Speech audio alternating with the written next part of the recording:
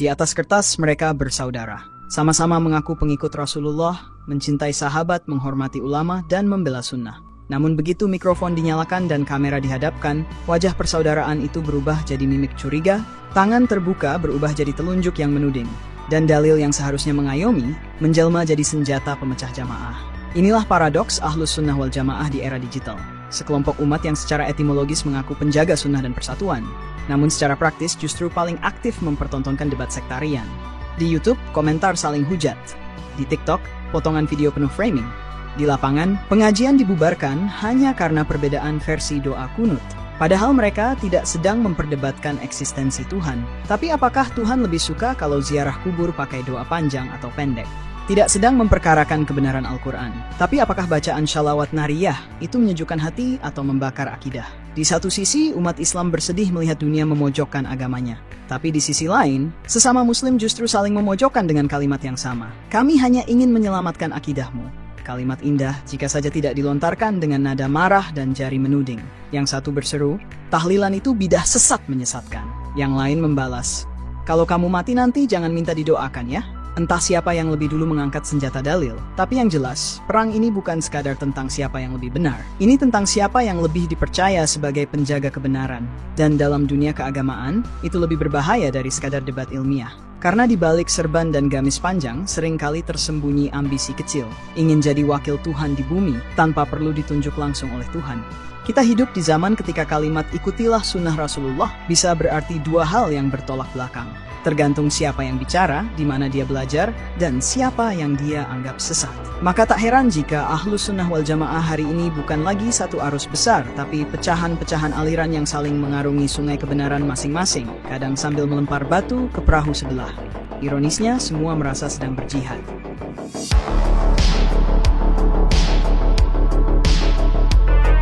Al-Quran itu satu, hadis Nabi pun dalam bentuk matan dan sanad tidak beranak pinak jadi 50 versi. Tapi entah bagaimana, dari satu kalimat yang sama bisa lahir dua ceramah yang saling menyanggah, tiga mazhab yang saling menyindir, dan 4 potongan video pendek yang masing-masing mengklaim inilah yang paling sahih. Itulah seni dalam dunia penafsiran. Tapi seni ini bukan tentang keindahan, melainkan ketegangan. Ketika satu pihak membaca ayat tentang berdoalah kepadaku, niscaya aku kabulkan, ia melihat makna langsung. Doa cukup ke Allah, tak perlu lewat wali atau kuburan. Sementara yang lain membaca ayat yang sama dengan lensa sejarah dan kebijaksanaan para ulama, bahwa wasilah bukanlah saingan Tuhan, tapi jembatan cinta antara makhluk dengan kholiknya. Dalilnya sama, tapi tafsirnya saling menyikut. Seperti dua orang rebutan mikrofon dalam majelis yang hanya satu panggung. Masalahnya bukan pada teks, tapi pada cara kita memposisikan diri terhadap teks. Satu kelompok mengaku sebagai penjaga orisinalitas, lalu mencurigai semua bentuk ibadah yang tidak eksplisit dalam hadis sahih. Lalu menyimpulkan, jika Rasulullah tidak melakukan, maka itu bidah. Kelompok lain membalas, justru jika Rasulullah tidak melarang, maka itu ruang ijtihad. Perbedaan ini bukan cuma soal fikih, tapi soal psikologi keberagamaan. Yang satu takut tergelincir ke kesesatan, yang lain khawatir kehilangan keluasan. Ambil contoh doa bersama untuk mayat. Bagi kelompok Salafi, hal ini rawan syirik karena tidak ada tuntunannya yang eksplisit dalam contoh Nabi. Bagi Nahdiin, justru ini bagian dari kasih sayang umat yang tak putus. Karena mendoakan orang mati tidak dibatasi formatnya. Yang satu mengibarkan panji ittiba, mengikuti Nabi. Yang satu menjunjung tinggi rahmah kasih sayang yang tidak membeku dalam formalisme.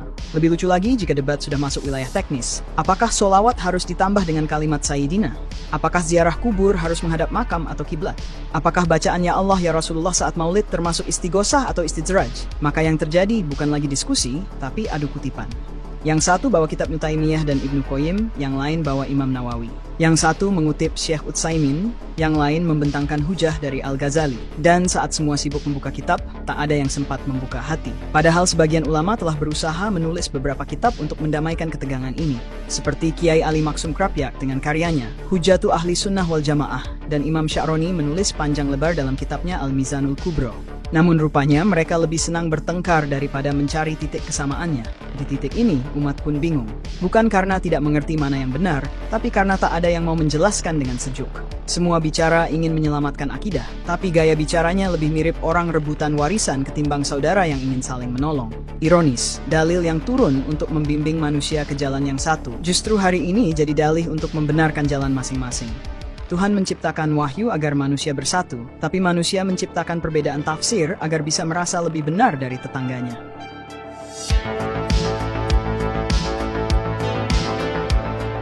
Jika dalam dunia perfilman kita kenal genre action versus drama, maka dalam dunia keislaman, kita punya mazhab kitab kuning versus mazhab kitab tipis dan tajam. Yang satu membawa gerobak penuh teks bersanad panjang, yang lain datang dengan selebaran saku berjudul Panduan Praktis Ibadah Sesuai Sunnah. Jangan salah, dua-duanya merasa sedang menegakkan agama yang sama, hanya saja dengan gaya bertarung berbeda. Mazhab kitab kuning, dalam artian harfiah dan simbolis, adalah representasi dari tradisi pesantren, dengan kertas kuning yang telah menampung keringat para santri dan debu zaman. Mereka belajar dari jalur sanad, hafal matan, nyambung sampai ke Imam Syafi'i, dan kadang merasa tidak perlu terlalu bising di YouTube karena ilmunya tak biasa diumbar gratis. Dalam dunia mereka, dalil itu bukan hanya nash, tapi juga manhaj, bukan hanya kutipan, tapi kesinambungan. Di sisi lain, mazhab kitab tipis dan tajam lahir dari semangat murni dan langsung ke Al-Quran, langsung ke hadis, langsung ke fatwa ulama Timur Tengah. Kitabnya rapi, bersampul mengkilap, penuh takhrij dan tabel klasifikasi Sahih Doif. Semuanya terkesan ilmiah, bahkan kadang menyerupai riset sains. Tapi dalam semangat menyingkat dan menyederhanakan, metode ini kadang memotong kompleksitas warisan intelektual Islam seperti daging beku yang harus cepat dimasak. Lalu terjadilah perang metode. Yang satu bilang, ini pendapat Imam Nawawi. Yang satu membalas, mana dalil sohihnya dari Nabi. Yang satu berdiri atas ribuan tahun ijtihad kolektif. Yang satu menuduh itu semua hanya akumulasi bidah ulama belakangan. Bahkan dalam menentukan posisi jari telunjuk saat tahiyat pun bisa menimbulkan benturan manhaj. Apakah jari digerak-gerakkan atau diam saja? Perdebatan ini cukup untuk memecah konsentrasi salat berjamaah jika Anda tidak siap mental. Lucunya, dua kubu ini sama-sama membaca kalimat, ikutilah ulama. Tapi yang satu maksudnya ulama klasik yang hidup di Damaskus abad ke-9. Yang satu maksudnya ulama YouTube dengan thumbnail bertuliskan, benarkah ini sunnah? Yang satu menekankan taklid sebagai kehati-hatian, karena bukan semua orang punya alat ijtihad. Yang satu menekankan ijtihad sebagai kemerdekaan, karena setiap muslim bisa langsung kembali ke dalil. Perbedaan itu sah, bahkan sehat kalau dibingkai sebagai kekayaan. Tapi masalahnya, masing-masing sudah menganggap metode dirinya sebagai satu-satunya jalan menuju surga tanpa transit. Maka yang terjadi bukan lagi dialog antar mazhab, tapi monolog yang dibenturkan. Tidak ada yang ingin mendengar, semua hanya ingin didengar. Sementara itu, umat awam yang baru saja hijrah dari kesibukan duniawi ke keinginan memeluk agama, malah disuguhi perdebatan tentang jumlah rakaat sholat tarawih dan dihujani kekhawatiran. Kalau kamu salah ikut, bisa sesat. Maka bertanyalah si awam itu dalam hati, Tuhan ini maha penyayang atau maha pemilih mazhab?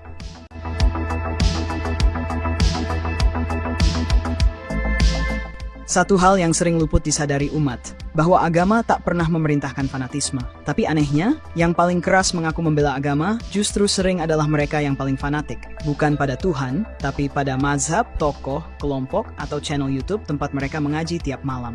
Dalam dunia fanatisme, kebenaran bukan lagi milik Allah, tapi milik kelompok. Nama Tuhan hanya dipinjam untuk memperkuat argumentasi. Ayat dan hadis cukup dicari setelah Ustadz Panutan sudah bicara. Logika pun tak perlu dicari, sebab sudah ada satu paket dogma siap saji. Kalau bukan dari kelompok kami, maka pasti menyimpang. Mazhab pun mengalami nasib tragis. Dari yang semula merupakan jalan ijtihad, kini menjadi bendera kesetiaan. Dulunya perbedaan pendapat itu rahmat, kini ia dianggap racun.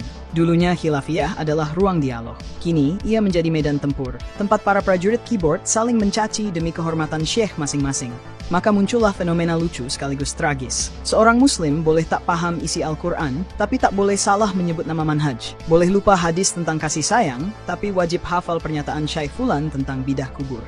Boleh tidak tahu arah kiblat, tapi harus tahu siapa musuh ideologis kelompoknya. Lama-lama, mazhab berubah menjadi agama tersendiri. Ada doktrin, ritual khas, bahkan sumpah kesetiaan diam-diam. Jika engkau keluar dari barisan, maka hukum sosial pun turun. Kamu dianggap sesat, sudah tidak di jalan salaf, atau terpengaruh liberalisme. Fanatisme membuat orang lebih takut kehilangan kelompok daripada kehilangan Tuhan. Maka tak heran bila seseorang lebih cemas disindir ustadz idolanya daripada ditegur nuraninya sendiri. Dalam logika fanatik, kesetiaan lebih penting daripada kebenaran. Bahkan jika kebenaran datang dari luar kelompok, ia dianggap tipu daya iblis. Di titik ini, agama bukan lagi jalan menuju Tuhan, tapi pagar-pagar eksklusif yang dibangun untuk menjaga perasaan kelompok sendiri. Yang paling ironis, orang-orang ini mengklaim sedang memperjuangkan tauhid, padahal diam-diam mereka sedang memupuk loyalitas buta pada sesama manusia. Dan apa bedanya itu dengan syirik sosial? Fanatisme membuat kita sibuk mengklasifikasi orang lain, ahlu sunnah atau bukan. Aswaja asli atau palsu, Salafi Matkoli atau bukan, Wahabi tulen atau setengah matang.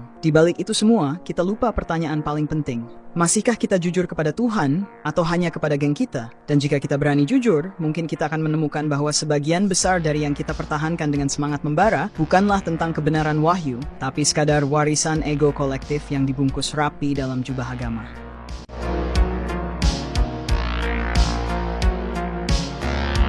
Dalam nama besar Ahlus Sunnah wal Jamaah, seharusnya kita menemukan dua hal, kesetiaan pada sunnah dan keberpihakan pada kebersamaan. Tapi di lapangan, yang kita saksikan justru obsesi pada label sunnah tanpa sempat menengok wajah jamaah yang sudah koyak oleh silang pendapat. Kita rajin menyusun kitab bantahan, tapi abai menyusun simpul persaudaraan. Kita cermat memverifikasi sanad ceramah lawan, tapi malas memverifikasi luka batin umat yang muak melihat debat berkesudahan.